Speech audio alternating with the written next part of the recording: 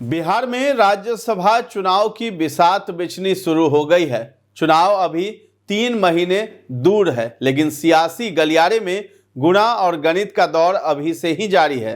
सबसे ज्यादा चर्चा जिस नाम की हो रही है वो है दिवंगत रामविलास पासवान की पत्नी और एलजेपीआर सुप्रीमो चिराग पासवान की मां रीना पासवान का। उपेंद्र कुशवाहा का एक बार फिर से राज्यसभा में रिपीट होना मुश्किल लग रहा है। वहीं हाल ही में बीजेपी के राष्ट्रीय कार्यकारी अध्यक्ष बने नितिन नवीन का राज्यसभा जाना तय माना जा रहा है। तो स्पेशल रिपोर्ट में जानते हैं 3 महीने बाद 5 सीटों पर होने वाले चुनाव का गुणा और गणित। नमस्कार, आप देख रहे हैं न्यूज हाट। मैं हूं आपके साथ रितेश शर्मा। 9 अप्रैल 2026 को बिहार से राज्यसभा की 5 सीटें खाली हो रही हैं।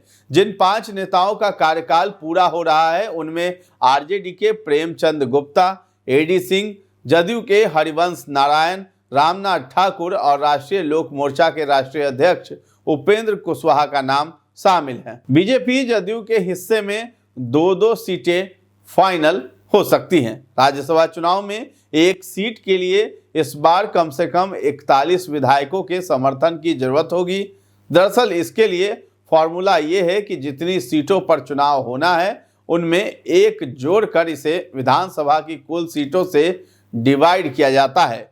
इस लिहाज से विधानसभा की कुल 243 सीटों को 6 से भाग दिया जाए तो 40.5 आता है, यानी कि 41 विधायक। इस नंबर के लिहाज से राजद के लिए अपने एक नेता को भी राज्यसभा भेजना मुश्किल होगा। जदयू के पास 85 विधायक हैं, यानी वो अपनी 2 सीटें बचा लेंगी। बीजेपी के पास 89 विधायक हैं। ऐसे में राजद की 2 सीटों पर बीजेपी अपने प्रत्याशी को जिताने में सफल रहेगी। भाजपा कोटे से नितिन नवीन का जाना तय है। पवन सिंह भी रेस में दिखाई पड़ रहे हैं। पटना के बांकीपुर के विधायक व पूर्व मंत्री नितिन नवीन अब बीजेपी के शीर्ष नेता हैं। उन्हें बीजेपी का राष्ट्रीय कार्यकारी अध्यक्ष बनाया गया है। कार्यकारी अध्यक्ष बनने के 2 दिनों बाद उन्होंने बिहार कैबिनेट यानी मंत्री पद से इस्तीफा दे दिया। बीजेपी सूत्रों की माने तो अब वे विधायकी से इस्तीफा देकर राज्य की राजनीति को अलविदा कह सकते हैं। राज्य की जगह केंद्र की राजनीति में अपना मुकाम हासिल करेंगे। बीजेपी के प्रदेश स्तर के एक बड़े नेता ने बताया है कि ये रिवाज रहा है कि जो लोकसभा या राज्यसभा में सांसद रहा हो वही पार्टी का राष्ट्रीय अध्यक्ष बना है। ऐसे में देश की सबसे बड़ी पार्टी का राष्ट्रीय कार्यकारी अध्यक्ष विधायक हो, ये उसके कद के लिहाज से सही नहीं होगा। ऐसे में पार्टी नितिन नवीन को लोकसभा चुनाव लड़ाने से पहले राज्यसभा भेजकर उन्हें केंद्र की राजनीति में लॉन्च करेगी। पार्टी ऐसा पहले भी कर चुकी है। तो क्या भोजपुरी सिंगर पवन सिंह को भाजपा दे सकती है बड़ा इनाम? ये भी चर्चा है। बीजेपी नेता फिलहाल इस सवाल को बहुत जल्द पूछा गया बता रहे हैं। लोकसभा चुनाव के दौरान पवन सिंह और बीजेपी का रिश्ता बिगड़ गया था। विधानसभा चुनाव 2025 से पहले वो भाजपा में शामिल हुए, पार्टी के लिए धुआंधार प्रचार भी किया। ऐसे में यह तय माना जा रहा है कि पार्टी उन्हें कोई बड़ा पद देकर इनाम दे सकती है। चुनाव से ठीक पहले बीजेपी के सीनियर लीडर और सांसद मनोज तिवारी ने कहा था कि पवन सिंह के लिए सब कुछ तय है। हालांकि न पार्टी नेता और न पवन सिंह इस पर अभी तक कुछ भी स्पष्ट बोला है। तो जदयू कोटे में संशय बरकरार है। रिपीट हो सकते हैं हरिवंश और रामनाथ ठाकुर। जदयू के जिन 2 नेताओं का कार्यकाल पूरा हो रहा है उनमें राज्यसभा के उपसभापति हरिवंश नारायण सिंह और केंद्रीय मंत्री रामनाथ ठाकुर का नाम है। दोनों पार्टी के सीनियर लीडर हैं, नीतीश कुमार के करीबी माने जाते हैं।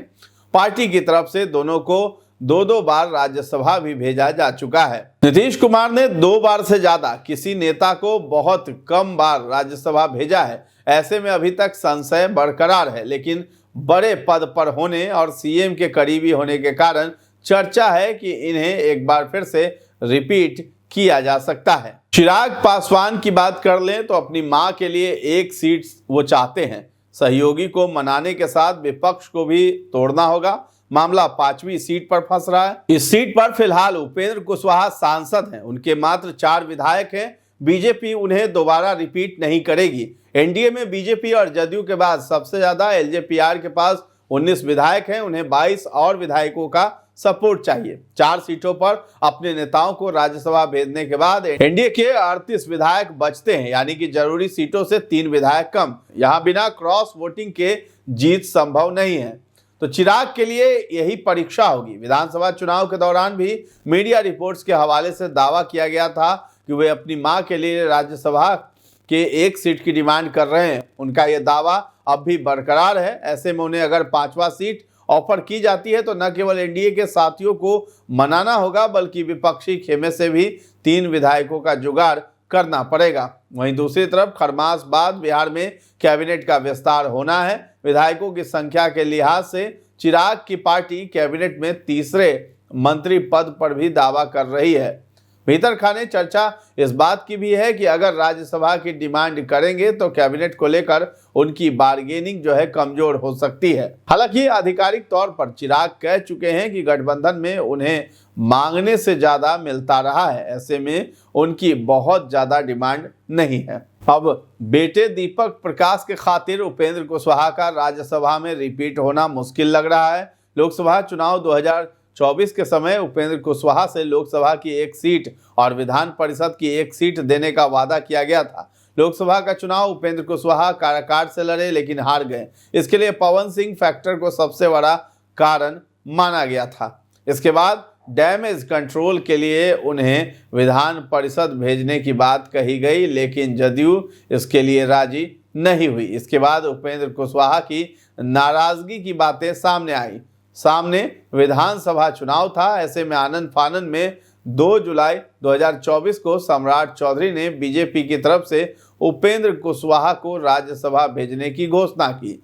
इसके बाद विवेक ठाकुर की जगह इन्हें राज्यसभा सांसद बनाया गया था। अब विधानसभा चुनाव के बाद उन्होंने अपने बेटे को सीधे मंत्री बनाकर लॉन्च कर दिया है। मंगल पांडे की जगह उनका विधान परिषद जाना तय माना जा रहा है। ऐसे में पत्नी विधायक, बेटा मंत्री और कुशवाहा को राज्यसभा भेजकर परिवारवाद को बढ़ावा देने की तोहमत से बीजेपी बचेगी। ये तय माना जा रहा है कि कुशवाहा अपने बेटे को जरूर सेट कर लिए, लेकिन अप्रैल बाद वे किसी सदन के सदस्य नहीं होंगे।